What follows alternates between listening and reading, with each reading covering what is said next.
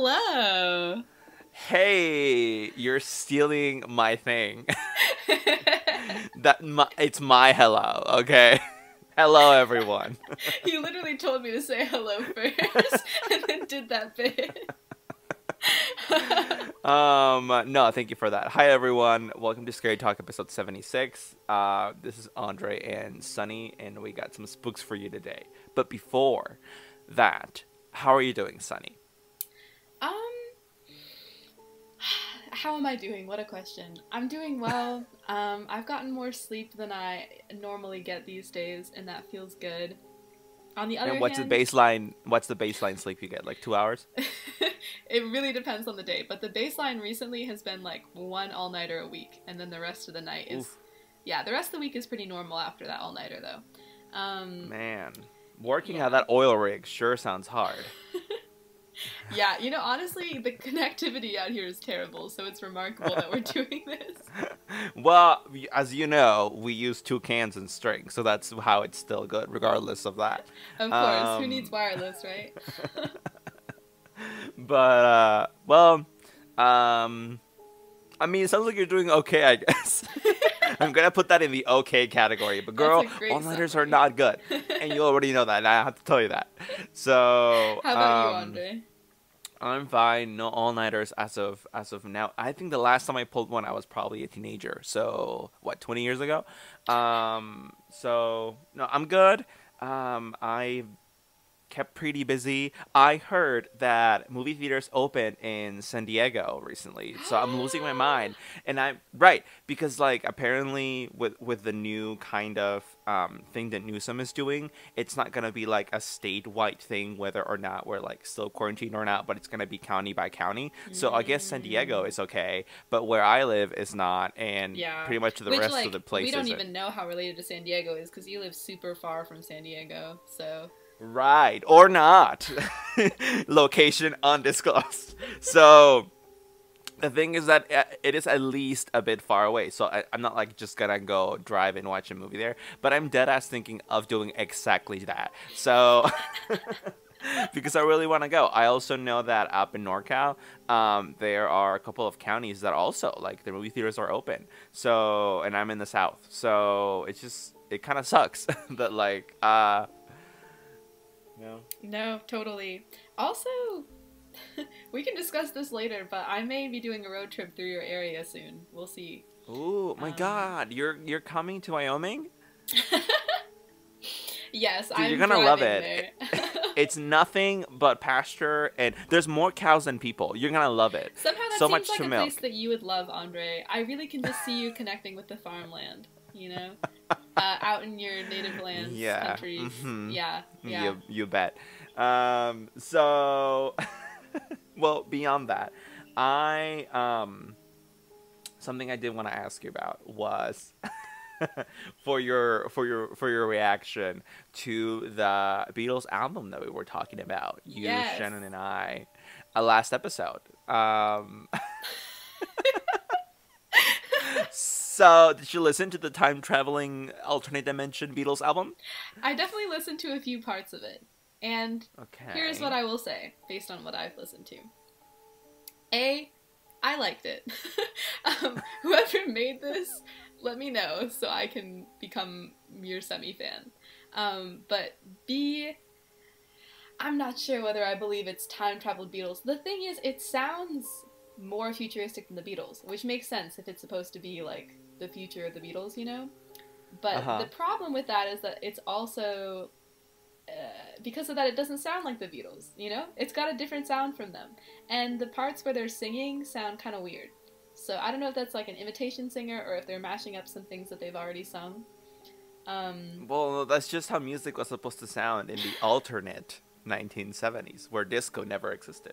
That's just how it sounded. Muffled vocals and weird sounds. I mean, based on my music taste, I'm not opposed. I mean, it's funny because, like, you listen to, like, some music nowadays, and, like, there are some weird trends. Like Lana Del Rey, you can't understand anything she's saying, and, like, there's deep echoes throughout all of her singing. So, I mean, that's a weird thing going on there. So why couldn't the Beatles Totally. in the alternate universe have muffled vocals, right? No, it's true. I mean, Beatles in the Ultimate Universe, they're doing stuff that I feel like we're doing now, or like maybe we've been doing in like experimental electronic music since the 90s or something. Um, Yeah. but I mean, it's a cool sound. It's a cool sound. I like it. It's futuristic. I'm just not sure I believe it's alternate universe Beatles. I think it would require some Well, more. But honestly, I might listen.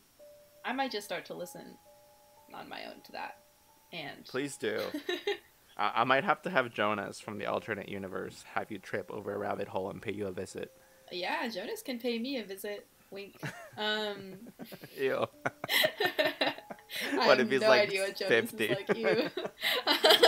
Anyway, so something else I wanted to touch on before we get into this topic today is a follow-up to last episode. So really quick, I had I had a follower. Shout out to you. I don't know if you want your name disclosed, so I'm not gonna disclose it. But shout out to this follower on Instagram that informed me of this TikTok account that talks a lot about time travel.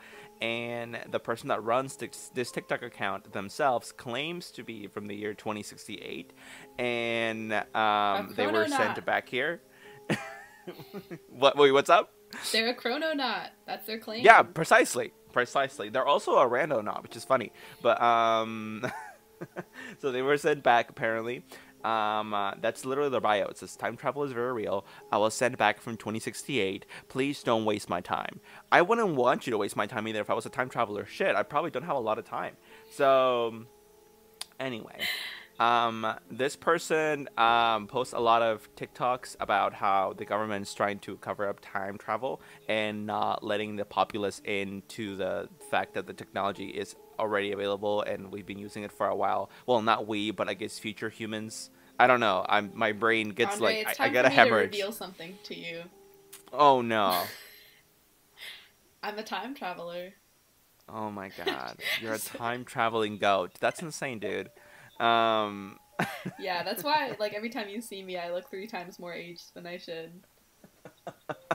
You mean less? That's why you still look 12 at age 40? Yes. How I actually skipped grades was just time travel. I mean, at this point, shocked I am not. So I'll say that. Okay. But anyway, that's what this TikTok account talks about, and this follower wanted me to shout it out. The account is called Pandora's Box. I'm not gonna go into depth about it because I didn't watch a lot of it, but also because I can tell that I don't know if I'm really gonna vibe with what this alleged time traveler is gonna be saying. I'm like kind of very, very skeptical about everything they're posting. But if people want to go check it out, it's called Pandora's Box on TikTok. Like basically the thing why I'm kind of hesitant is because she says the government is trying to hide the fact that time traveling technology is available. And I'm like, okay. I mean, that's not hard to believe. I understand why the government would try to hide that if they also allegedly try to hide so many other things like alien encounters and, I don't know, espionage. But, I just don't buy it. Like, I don't think we really have time traveling technology. I don't. Also, not only that, but she crosses that topic over with the topic of aliens, saying that every time there is a unless I got this wrong, but every time there is a UFO sighting, it's actually a future human time traveling to now to like observe the Earth or like check on something. That's interesting. Yeah, I mean, I don't know. I guess I also kind of just didn't really want to go into depth on this TikTok account. I don't know if we've ever really done that with a TikTok account, but Pandora's Box it is, so anyway. Well, the thing is, I feel like that runs contrary to some of your theories, probably, because we haven't talked about it a lot yet, but from what I've heard from you, there's a strong belief in aliens. Yes, and I'm actually not opposed to the idea that aliens are actually future humans. I just don't think that the government is necessarily in cahoots with these future humans and has anything to do with UFO sightings. Like, I don't know. I think it gets too convoluted. But no, I am not opposed to the idea that aliens are actually future humans, but they'd actually be visiting us on their own means, nothing to do with government. So Fascinating. Wouldn't you yeah. think that if people were just able to like travel back in time willy-nilly, wouldn't stuff get really fucked up? Like, I don't know. Well, I mean, to be fair, she's not saying that the government has this technology and they're using it willy nilly. Maybe they're really selective with it. But because I agree. If they were willy nilly, a lot of things would get fucked up. I mean, would we notice though? Like that's the thing too. Like it's very confusing. Like if something changes in the past, do all of our brains kind of get immediately brainwashed and adjusted to the new now present? Like, Well, more likely, you if know what I something, mean? yeah, if something fucks up in the past, there's probably like an alternate line created immediately, right, from ours or something Right. like that. That's so Right. weird. And But I could see us being in a fucked up line right now. well, here's the With thing. our Like world. if someone goes in the past and does something and creates a fucked up like alternation, are we really ever gonna notice? Because we're not living on that new line. We're living on our old original line. So maybe if someone does something fucked up in the past, you and I, Sunny, like living on the original line, I guess, probably won't even notice at all. Or maybe we're living ever. on an alternate line. Or maybe we ourselves are living an alternate line, in which case we also wouldn't know the difference. And me calling it original, I'm showing myself to be a dumbass, thinking that this is the original one, but in reality, it's the This is 1 some billion. simulation stuff. This is some us This not is some being in simulation today's shit. simulation. I hate this. This is dumb. Anyway, I'm angry. let's move on. So we are doing Missing 411 Part 4 today. I love this topic. This is my favorite topic. I'm very excited. That's all I can say. Also, I did before we start, I did get a lot of input from some of our followers, letting me know that they were really happy to see Shannon back. So, she is gonna be back for episode 300. We said that, so just wait for that, and we're glad that you liked hearing her again. We were certainly really happy to have her here. So there's that. Shannon was wonderful. Yeah. Anyway, okay, now to actually get started on this. Sunny, just take the words from my mouth. What are we doing today? What's happening? What's going on? Words taken, plucked. So, I'm going to try and take a more skeptical tone today to our missing 411s. Because as spooky, as spooky and as exciting as they are, I also think this is a very interesting one to look at, like, sort of the skeptical side of. Because it's so everyday. A person goes missing, and then their remains are found. That seems very normal. So, I'll start off... Actually, I've got a couple of things here, but we'll start off with this woman, Gaida Koot, in Sydney. So I've got a few cases from Australia. Believe it or not, spooky things do not only happen in the United States. I don't even know, America-centric, I don't know. I would call myself out there for that. So she originally went missing in 2014 in December, and she was 84 years old, Miss Gaida Koot. But she would regularly go walking in the wildflower garden near St. Ives, and that was her thing. This Ku-ring-gai wildflower garden, it was beautiful, and she would actually help with upkeep because she was a really active lady, and she loved it there. So she would regularly help with upkeep, and one time she was walking, and dun-dun-dun, she disappeared. The crazy thing is that, when people are asked about her, a lot of people say she's physically fit, she's passionate about the garden, she's great, right? And when she's found missing, there's a huge search conducted that of course goes over the garden, the nearby bush. Of course it's super hot because this is Australia. And of course they completely failed to locate her. Then in 2016, they find her remains. I think it's just 150 feet off of the path. Literally right off the path. Yeah. Which again, during the search, they definitely would have gone over that portion. So that's very common, by the way, for I guess listeners who haven't listened to the other parts of these episodes. Totally. It's very common for missing 411 cases, for the remains to be found like somewhere where like a cadaver dog would have smelled it, or the search team would have found it. But all of a sudden now it's there. Totally. All of a sudden it's there. And their theory in terms of why this might have happened is that heavy thunderstorms, it's theorized, might have rained down right after she passed, which like would have washed away the scent and also would have washed away her remains, like kind of out of the way. And that's why we're only finding them now. But that is also weird to me because I would think that with rain, wouldn't they become more like obviously visible because you don't have like dirt? I don't know. Does that make sense? I mean, yeah, I don't know. I guess it could be either way. I wish I had more search and rescue knowledge. No, totally. So it's very funky. So that's my kind of beginning warm-up case, Misguided Coot, a sad one. And I also have a really cool article on like the things that tie together the missing 411 points. Can I go through some of them? Oh, go ahead. So totally. So this person talked about like what is it that strings these missing 411 cases together and makes them so spooky. And they made a list of things. It's a really long list. And so I'll go through some of them. Feel free to interrupt me if you have any thoughts, Andre. But of course, there's the classic one, which is that some subjects are never found, despite the fact that it seems like they should be, despite the fact that, in the case of like kids or something, they shouldn't have been able to get that far. There are a lot of subjects that are never found, which is one spooky thing.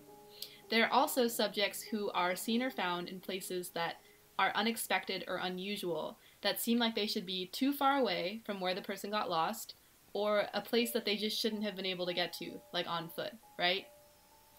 That's something else really spooky that happens with these.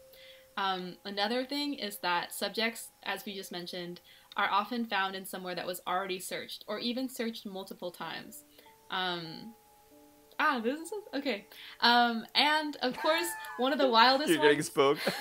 yeah, this might be the new time where I get actually spooked. And another one is, this is also wild. Some subjects are found alive, but have no memory of how they disappeared, and they give an account that doesn't make any sense in terms of how they got to where they are.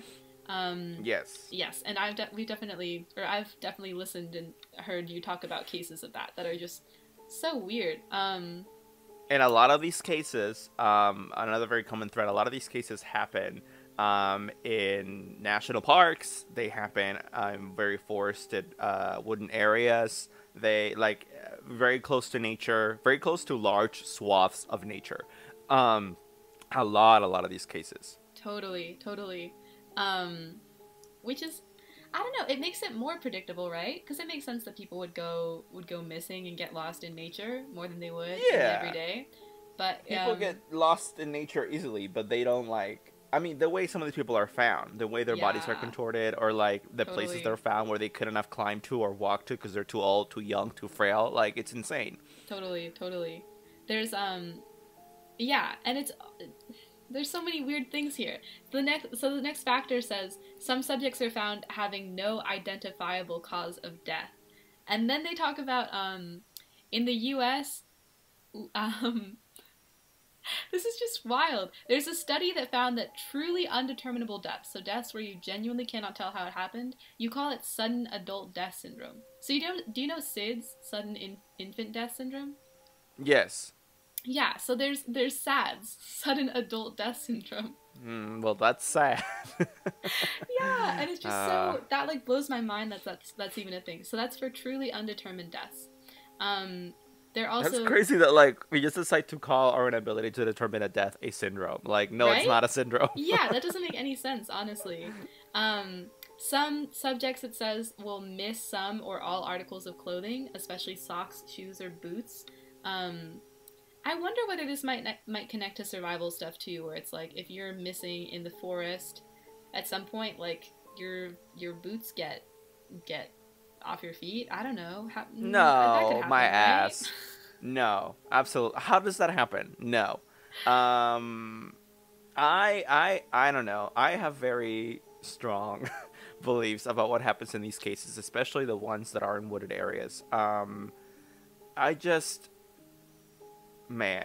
don't know. I guess, I just think there's fucking monsters or something, or cryptids or some shit like that. Shannon and I, you don't understand, have gone over this for 3 straight hours already. And we can't, here's what I'll say. We can't come to a concrete conclusion on what it could be, but we've definitely ruled out so many things by process of elimination that I can tell you what I don't think it is at all. And neither does she. Aliens, ghosts or spirits, it's not magic. We don't think it's the government. That rules So out a lot. yeah, and if we think it's like honestly some kind of cryptid or cryptids, which inhabit very wooded areas, which I guess that could make sense because you know Really? if you think of a cryptid as an animal as well, I guess a very super strange paranormal animal, then you'd think these animals also work in terms of species, and if that's the case, then it would make sense that a species of an animal inhabits a similar habitat throughout the world, right? Which is the forest. So, That's um, interesting. I don't know though, because I feel like if it were a cryptid, wouldn't we have some kind of like sighting that we could line up with that in those areas, you know? that's why I say cryptids, but then I also say like monsters, which sounds so cheesy, but I don't know what the fuck to tell you. Like, I mean, like, I know that Shannon at some point, I think, theorized some kind of. There were a lot of missing 411 cases that happened close to bodies of water. This Yeah. also, talking about this, by the way, also, like, ears me out and, like, creeps me out. Because to me, it's so, like, confusing. Like, I don't understand what is going on. Totally, So totally. it freaks me out. Because here's why. Here's why. Because I love camping and I have avoided it for some time. Dead ass. Well, because here in SoCal it's kind of hard to go nice camping places. I think NorCal's easier, but also dead ass because since I started doing this podcast and learning more about missing 411, I'm kind of like scared shitless to go camping, which is kind of sad. So, but Totally. anyway, all you need to know is we've talked about this before, and I read a lot into this because I'm a crazy person. So what I was gonna say is there's a lot of cases that happen close to bodies of water, and Shannon at one point theorized that it could be something like whatever creature or entity is doing this could be working through underwater caves or something that allows this creature to transport itself from body of water A to body of water B. So I don't fucking know, dude. I don't know. Whoa.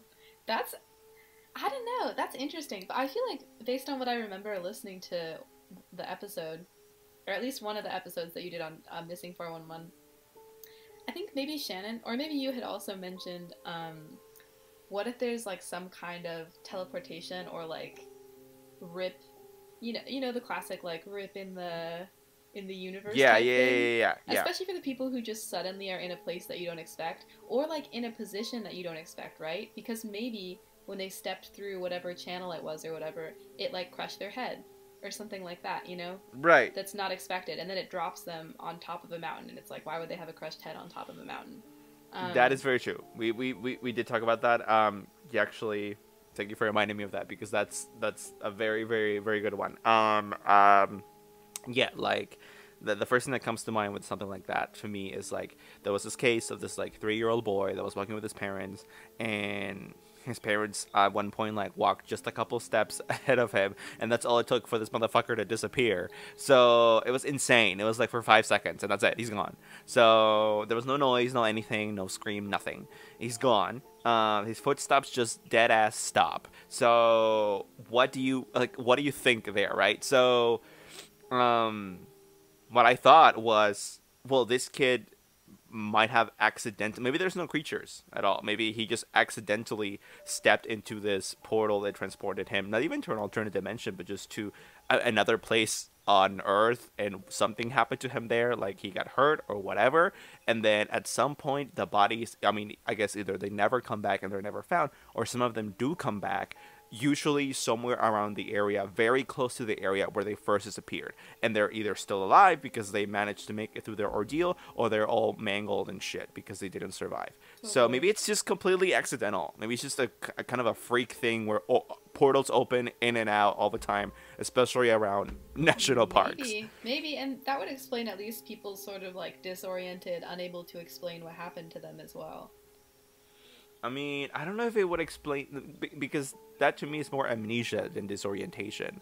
Mm, Um, I don't think it would explain amnesia unless it does, and portals do that to you. But I mean, that's just complete speculation. So, mm.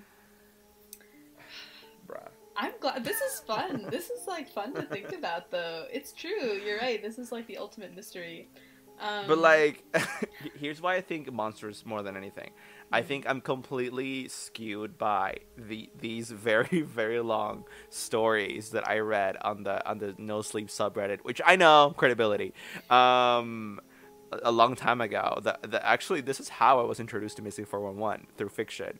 But the thing is that this fiction was eerily similar to a lot of actual 411 cases in real life. mm, Um, and that just freaked me the fuck out. But the thing is, the way that this person describes, this writer describes these cases, right? mhm, On No Sleep, it almost sounds like there's a thing doing them, and it's like a big, powerful thing that can take and give, and mm. that's what makes me think that. So, Well, we'll have to hear yeah, about that from you. I'm excited. yeah. Um, well, speaking of big scary things that can take and give, another common aspect of these is that the location names. Sunny said my ass. Well, the location names of these places often have devil in them. And Mm. as you mentioned, these places tend to be close to water, close to boulder fields, and close to large granite formations. Mm-hmm. Um, Large granite formations, I don't even know where that gets connected. Um, but strange coincidences occur in some of these cases, usually involving names of people involved. Um, so weird. So like the example that they give is a case where a Martin family goes on a hike, and in the forest they meet another Martin family. Um, Dennis, one person of the Martin family, disappears while the Martin kids are playing with the other Martin kids. Meanwhile, after Dennis goes missing, the Key family, looking for bears some distance away, sees a dark man-type figure carrying something on its shoulder, a key piece of a puzzle. This is such a random case given as an example for this, but that is already so weird. Right. Yeah, and that's the thing. These things are so weird, but they're also separate, which is why it's hard to connect them in terms of what is going on. I know. I know. And that was the last thing that they said connected a lot of these cases, but yeah. Right. So, I mean, you were mentioning you were kind of confused by granite. Yosemite has a shit ton of granite, so then that's a national Mm, park. So, I mean, to me, I know that there are outliers with this, but to me, when I think Missing 411, a lot of the connective tissue for me, I think, is just like nature, and it's specifically national parks, and that's just creepy, isn't it? Like that's just weird. yeah. Um, like if anything, that's very specific. I know that Yeah, and the shouldn't things that you national parks mentioned. be like better looked after? You would think it would be like more obscure places. Well, from what I've read from like search and rescue teams that work in these parks, they do their best with the funding that they have, the people that they have, and they really, really do. But you don't understand; these places are gigantic. Like you Mm, can't really sweep through these very fast. So I honestly think they do the best they can, and I think the best work they can do is provide people with the kind of the warning, the caution that they should be very careful around these areas. Because I mean, I think preventing a death is the best way to deal with a death, right? So like, and that's really a lot of what they do, right? So like, they'll inform tourists, they'll give presentations, they'll give classes, they'll post signs every fucking where in the parks. That's really the best they can do because like finding a body once it's a body now, like that's I don't know, sometimes kind of impossible in these places because they're so huge. So totally, I don't totally. blame the SAR teams. I actually I did a fun exercise recently for I'm taking some night classes in a mystery subject, and um we did this survival activity where they give us a list of things and they're like, what is most important to your survival in a desert? And it turned out that a cosmetic mirror was the number one item of what we were given. Because with a cosmetic mirror, you can reflect the light, and you're much, much more likely to be seen by search parties. Um, Wow. right? Right? No one put that as number one on their thing. It was like water, like a map. And then, yeah, Really? I yeah. mean, where was water in that? Water was like third, to be fair. But Okay. it was like much more things that help people find you that were important than things that would theoretically help you get out. It was like a map was not that high, but a cosmetic mirror and like a bright, I think it was like a bright parachute style thing or something were relatively high. Is it because when you're in a place like that, like it's way more likely that you'll exit it by being helped than by helping yourself because you're kind of fucked being in the middle of it? I think exactly. Also, a Mm. coat was really high, which of course was super unexpected. But something about like when you let out heat at night, that dehydrates you. There was something where like having a coat was really, really important. Interesting. Yeah, so weird for stuff in the desert, just stuff you would not expect. Deserts are pretty hardcore. I always think about this like just climate wise because well no weather wise I should say because they're super hot during the day and some of them are very very cold at night. That's just always kind of been insane to me. That but it makes sense. It's something about like there being nothing but sand that like it doesn't matter if a desert is super hot during the day and you know it's still in the same place that it always is that it can still be very very very barren and cold at night Totally, and totally. It's like a that's really tundra weird. in the night and a desert during the day. So weird. Yeah. Anyway, so national parks, freaky connection for all of these cases. That's what I always think about, and that freaks me out. And it also makes me not want to go camping. So sad me. Anyway, um, I can actually, I can actually share. Do you have anything more to share about that article? No, I'm pretty much done with the article, but Okay. R.I.P. young Coot. Or old Coot, I should say. Oh my gosh. I didn't mean to just call her old Coot. R.I.P. Old Coot. So, I'm gonna share with you a short case that I have. This is the case of of Sigmund Adamski, and this man was a 56-year-old miner who went missing from his home in Yorkshire back in 1980. So, okay. Well, actually, I mean that's the beginning of the case because there's really not a lot of background on him as a person. Like he was this normal guy. He worked at a mine, and he had colleagues that say that he was super normal and fit, and his disappearance was a complete mystery. So what happens? In November of 1980. Wait, no. November of 1980 is the second part of this. Sorry, I got confused. In June of 1980, this guy goes missing, right? Sigmund. He's 56, minor near Yorkshire. Hmm. So he goes missing. That's it.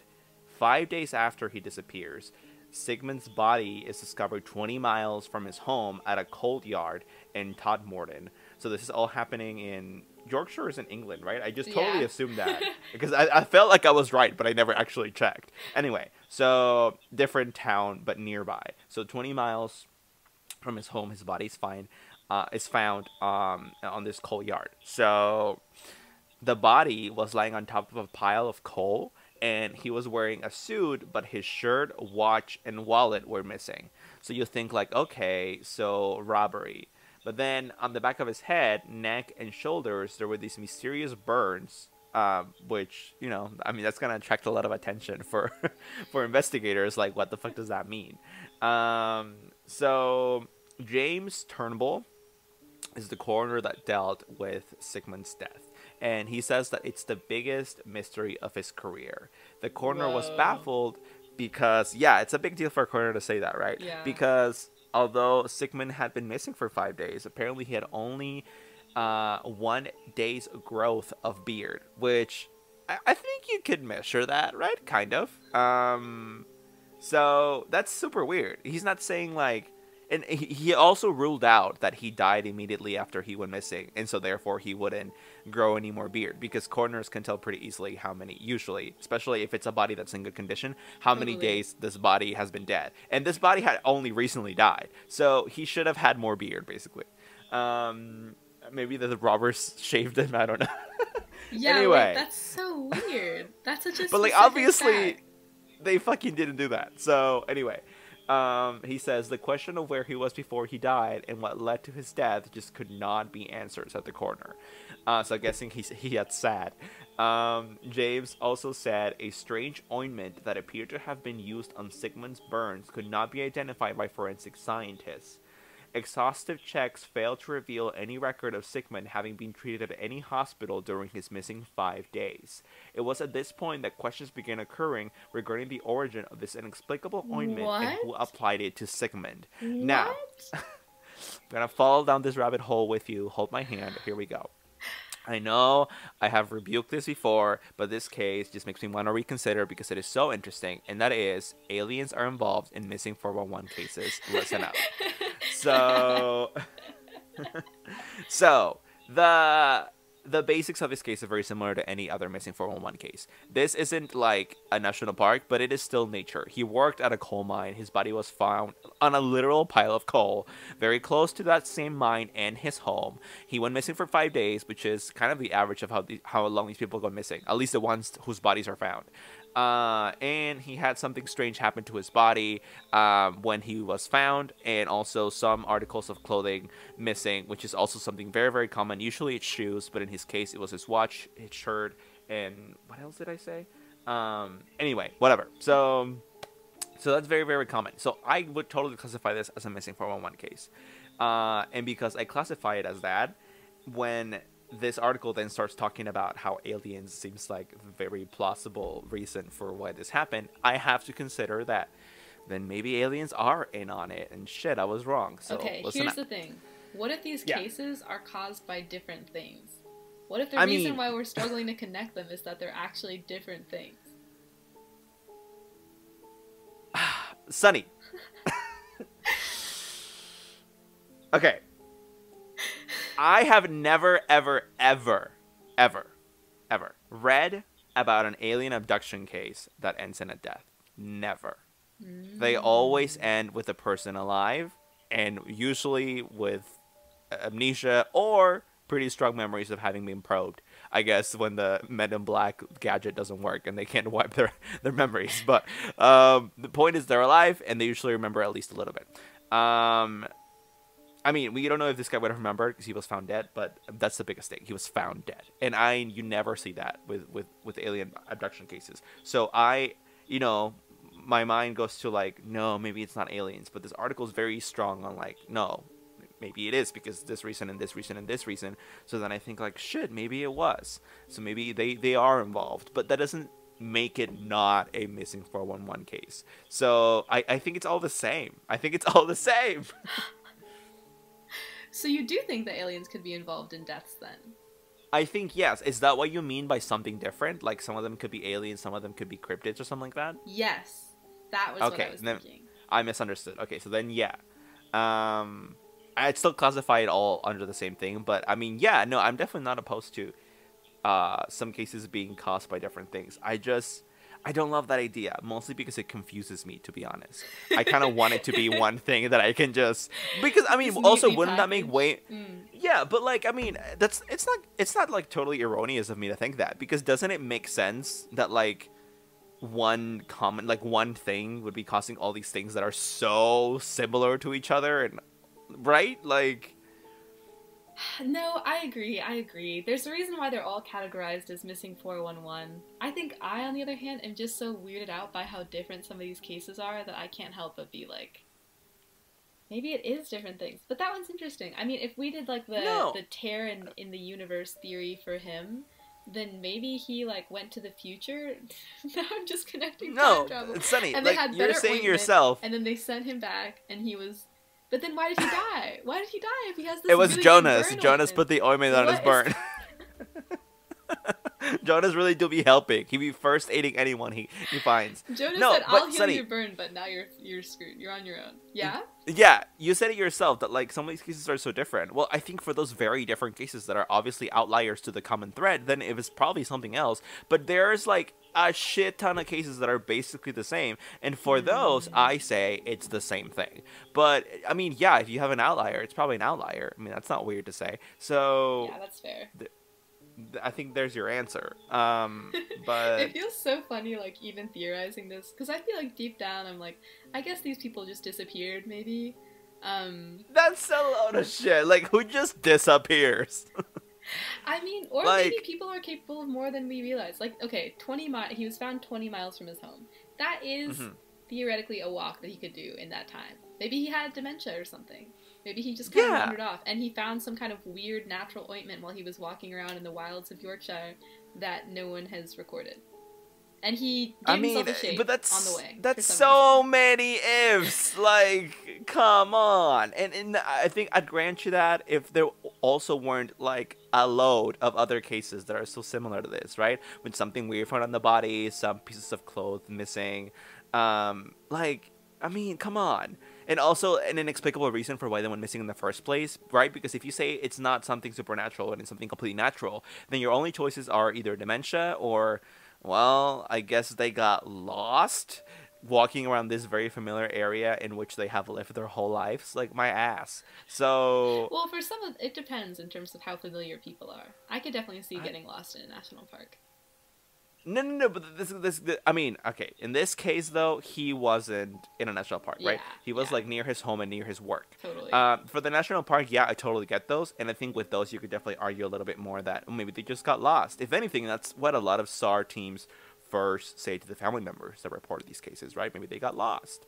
But then a lot of these bodies are found in these national parks, and they're found in like the strangest of conditions, like like one alive is the strangest of conditions that these people are found in, That's right? Because true. they're The alive craziest thing but is when don't they're alive.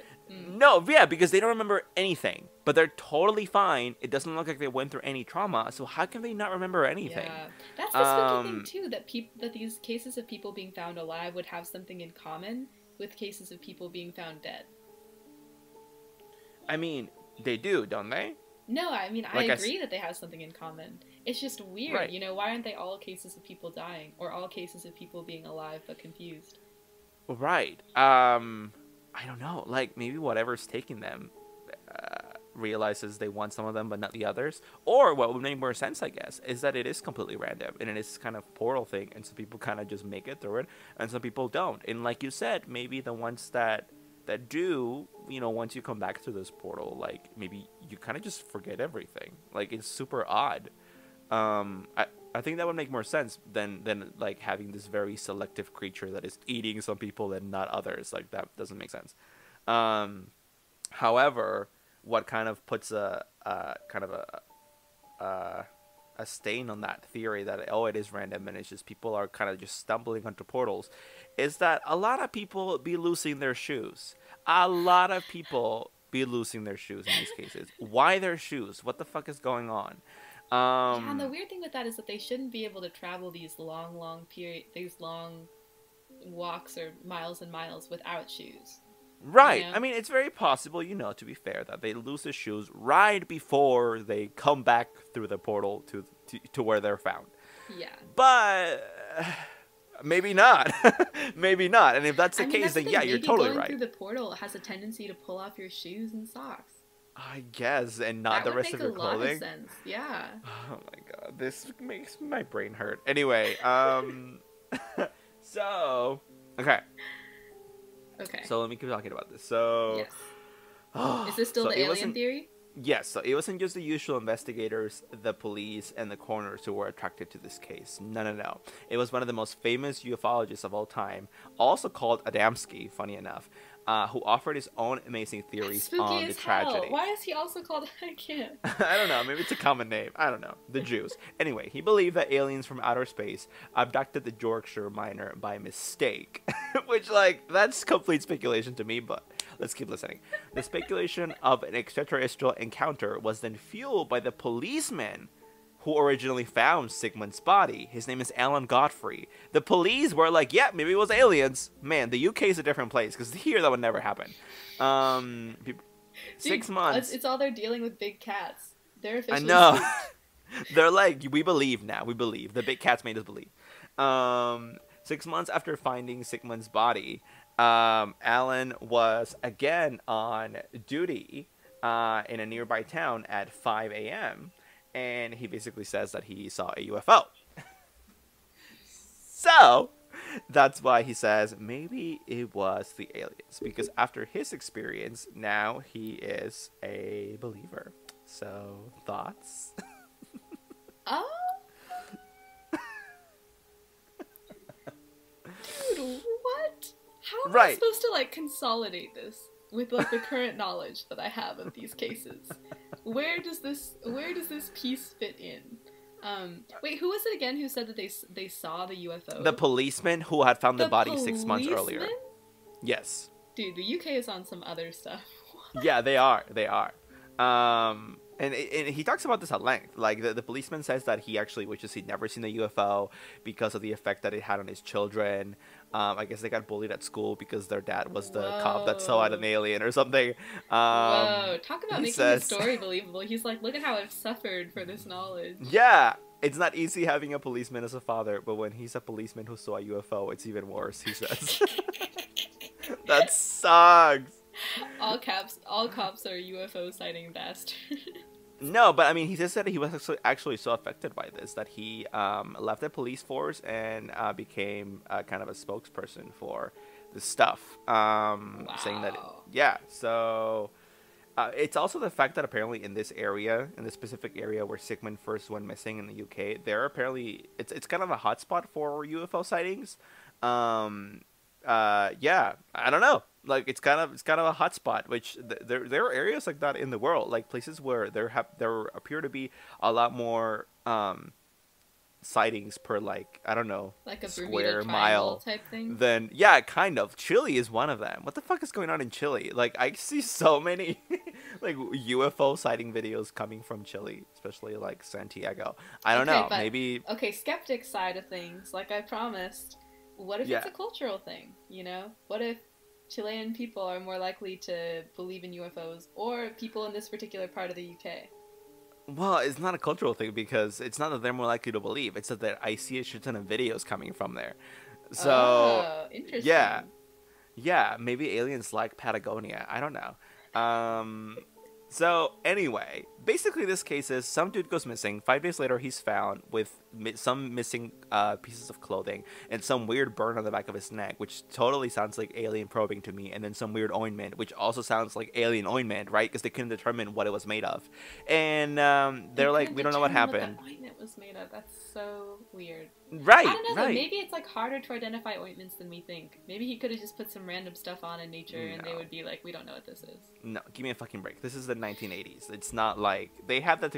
It was an ointment also. Like, how hardcore. They're dealing with the Stone Age, Andre. No wonder they couldn't identify a mystery ointment. Sonny's, listen to me.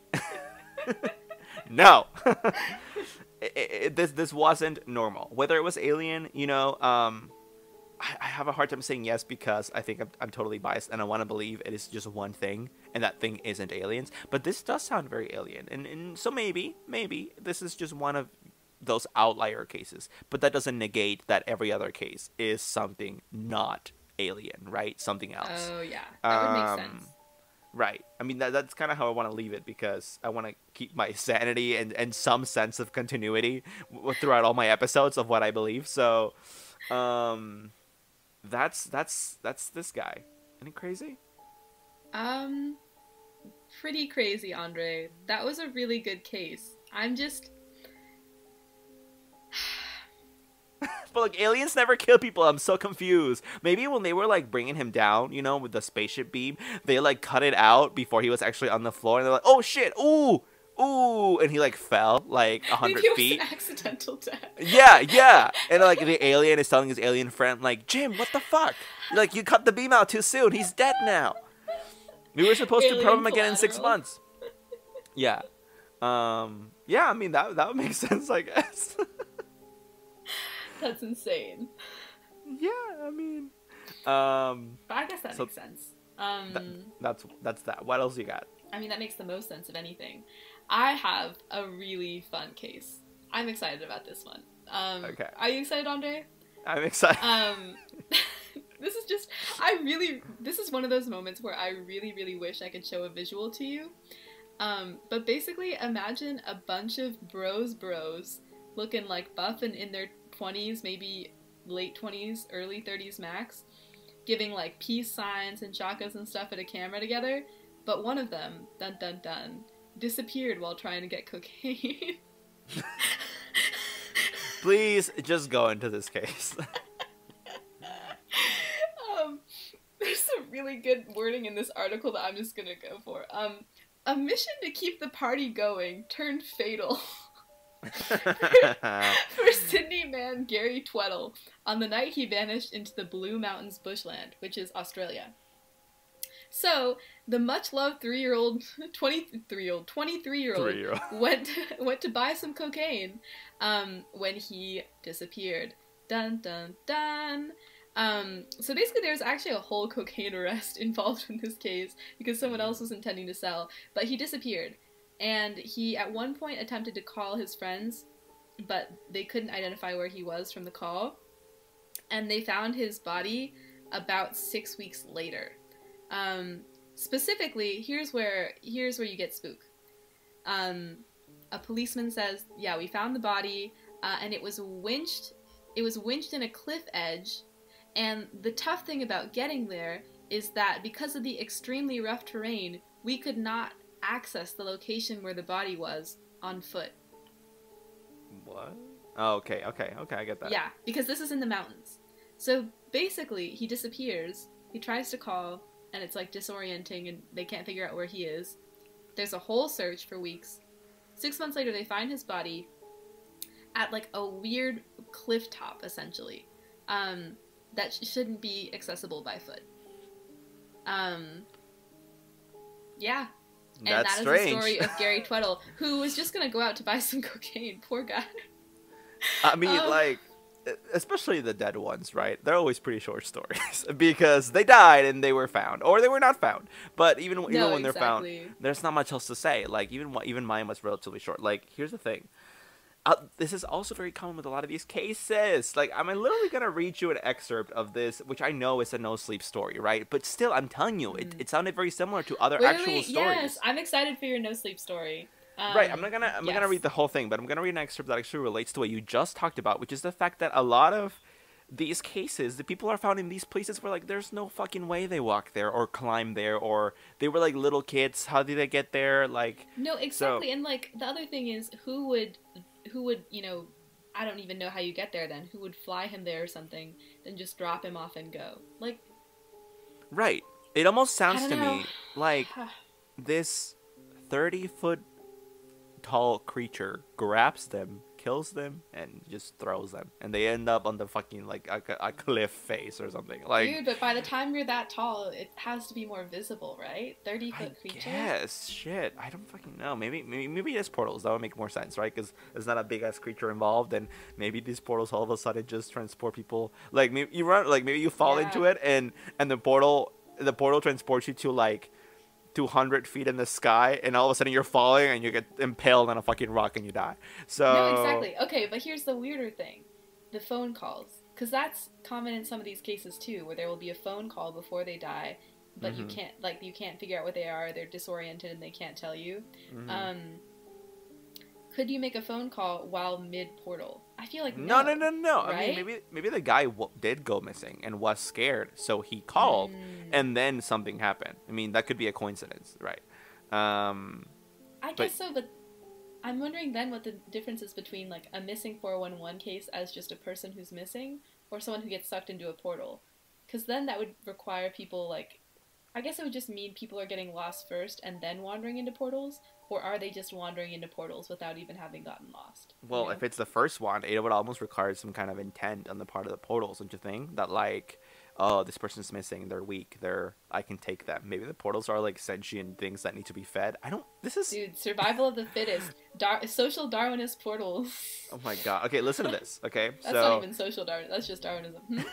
This story is called, I'm a search and rescue officer for the U.S. Forest Service, and I have some stories to tell. I wasn't sure where else to post these stories, so I figured I'd share them here. I've been a SAR officer for a few years now. Okay, so here's the thing. I know it is no sleep. This guy, well, like, I'm not really going to believe, but he says these are legit, and he just decided to post them here because he didn't know where else to post them. Which, there is a missing 411 subreddit. I feel like he could have posted it there, but he says that he had never actually heard that term, or the name David Paulides, which I think there's also a subreddit for. So that's why he decided to post it here. Spookiest of all. So like I don't believe that, but just a note. According to this guy, these are real, so just take that as you will. I wasn't sure where else to post these stories, so I figured I'd share them here. I've been a SAR officer for a few years now, and along the way, I've seen some things that I think you guys will be interested in. So, I have a pretty good track record for finding missing people. Most of the time, they just wander off the path or slip down a small cliff, and they can't find their way back. The majority of them have heard the old "stay where you are" thing, and they don't wander far. But there's definitely cases where these things don't happen. He says, a few times I've been out on my own searching with a canine when people go missing, and they've tried to lead me straight up cliffs. Not hills, not even rock faces, straight sheer cliffs with no possible handholds. And it's always baffling, and in those cases we usually find the person on the other side of the cliff or miles away from where the canine has led us. I'm sure there's an explanation, but it's sort of strange. He also says, one of the cases that he talks about, this, when I read this, Sunny, my skin shivered, okay? So, he says, I was teamed up for one case with another SAR officer because we'd received reports of bears in the area. We were looking for a guy who hadn't come home from a climbing trip he was supposed to, and we ended up having to do some serious climbing to get to where we figured he would be. We found him trapped in a small crevice with a broken leg. It was not pleasant. He'd been there for almost 2 days, and his leg was very obviously infected. We were able to get him into a chopper, and I heard from one of the EMTs that the guy was absolutely inconsolable. He kept talking about how he'd been doing fine, and when he'd gotten to the top, a man had been there. He said the guy had no climbing equipment, and he was wearing a parka and ski pants. He walked up to the guy, and when the guy turned around, he said he had no face. It was just blank. He freaked out and ended up trying to get off the mountain too fast, which is why he'd fallen. He said he could hear the guy all night climbing down the mountain and letting out these horrible muffled screams. This story bothered the hell out of me. I'm glad I wasn't there to hear it. What? Did you get all that? Yeah. I'm glad I wasn't there to hear it. So, right. So this is being told from the perspective of the guy with no face, then. This search and rescue officer found a guy and put him in a chopper. The guy operating the chopper. Glad he wasn't there to hear the screams, I guess. No, the story. No, probably. Well, either. Okay, the story or the screams, but probably the story, because the story was told by this traumatized guy to the chopper operator, who then told told back to the SAR officer. Dude, and you know what's crazy, actually, that really lines up with this story?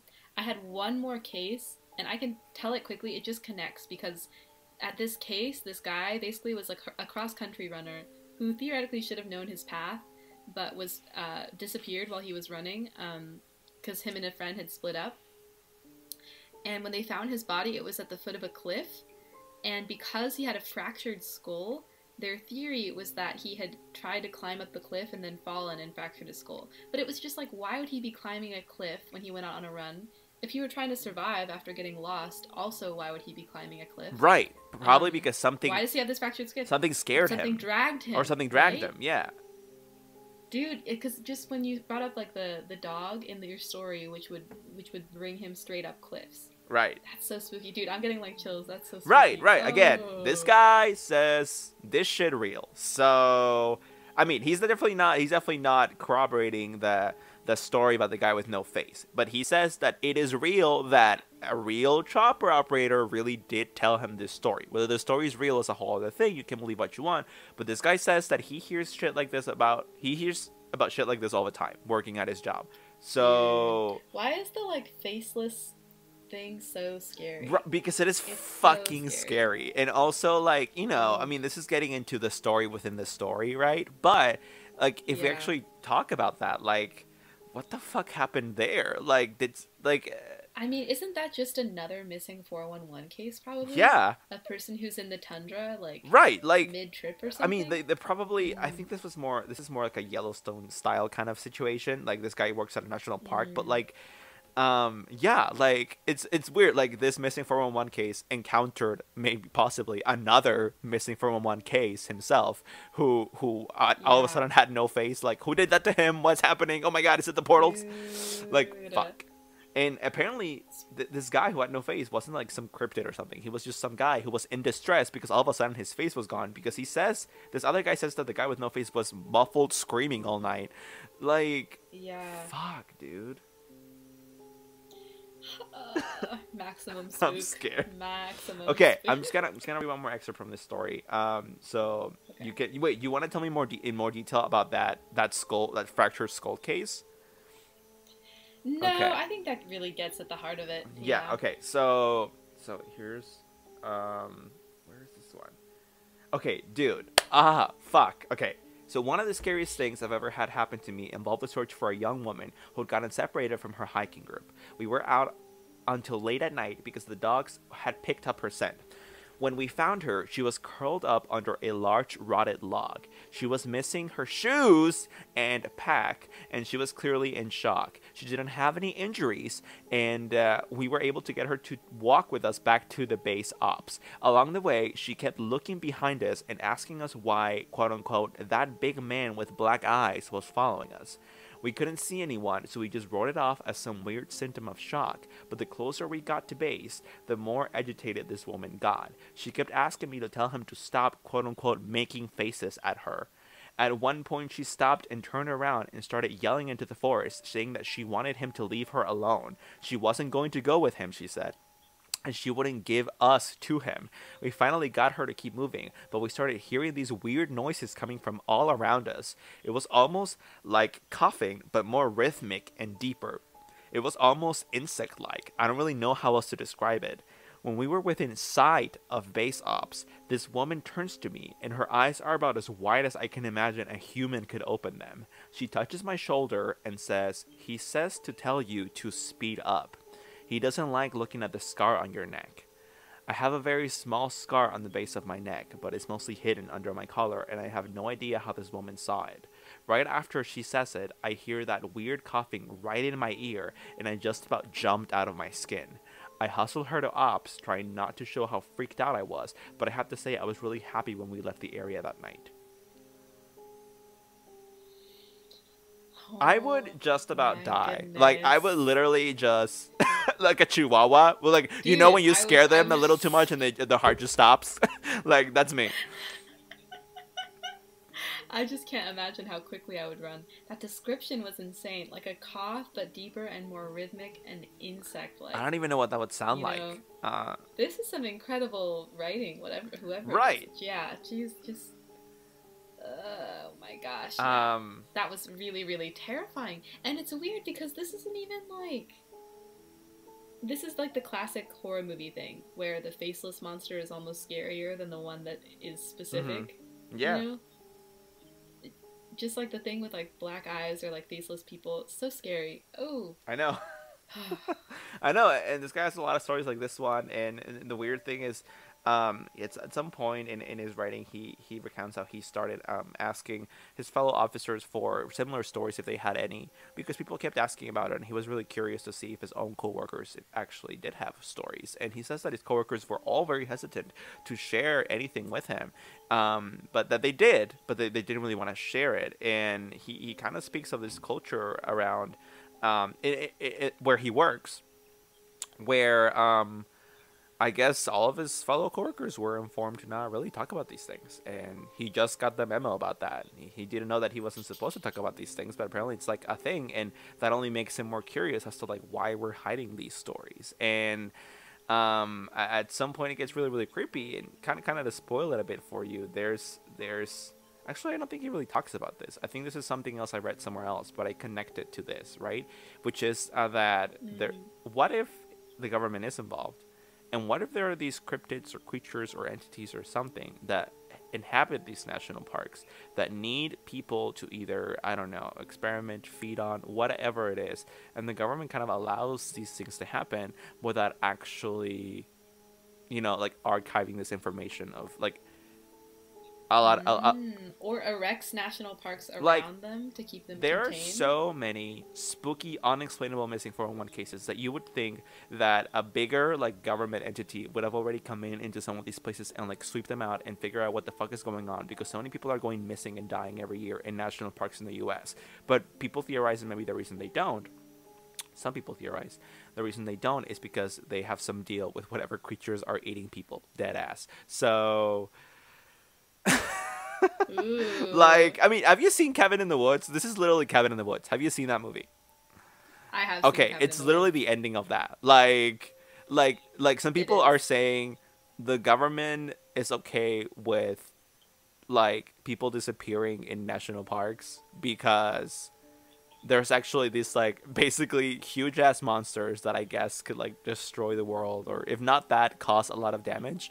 And in order to keep them at peace, we feed them people. Like it's basically that. Damn. So Damn. Interesting. damn. People also go one step further and say that's precisely why national parks are national parks and they're protected, because we realize that these monsters live there and they have told us that if we disturb them, they'll like fuck us over. So that's also why there are some like weird national parks. Like some people don't understand why. There's like the big ones, but there's also some smaller national parks that are like really fugly that people don't understand why those are protected areas. So that would explain that, I guess. But Dang. Didn't you say you weren't going to involve the government I in an mean, explanation? I personally don't believe in this. That's why I don't, but I'm bringing it up just Mm. because, yeah. No, no, no. I mean, that's also a pretty fascinating one, for sure. The fact is that we have Gosh. no fucking idea what We this really is, and don't. I'm foaming at the mouth to like know what it is. Like, what is causing these things? Like, what is the one thing? Because for the outlier cases, I'm sure it's a number of things, but for all the cases that are so similar, they're like one core to me, and there's got to be one thing causing Dude. these. And that is That is our episode. Oikos. Thank you for sponsoring us this episode. God. Anyway, thank you, Fear, the emotion, for sponsoring this episode. Yes, thank you very much. We really appreciate it. You can listen to us on all podcast listening platforms. Sphere BT Dubs. Yeah. Dude, you're stealing my vibe. Like, hello. I'm stealing the whole episode. Yeah, you can listen to us everywhere. You know what's up. And if you have any suggestions for future episodes, please do let us know by DMing us at Talk Scary on Instagram and Twitter. And yeah. This was a spooky one, dude. I was like looking behind me the whole time that I was talking into the mic. Like I'm like, because I have like the closet door behind me. Shut up. It was that kind Also of like episode. dead ass when I was talking about the faceless, no, the man with the big black eyes, like coughing into this guy's ear. My air conditioning like came on at the same time, and I felt like cold air of my neck. I can't do this podcast anymore. I quit. So anyway, thank you everyone. We will talk to you next week. Anything else, Sunny? No, just thank you and yeah, talk All next right. week. Good night. Bye.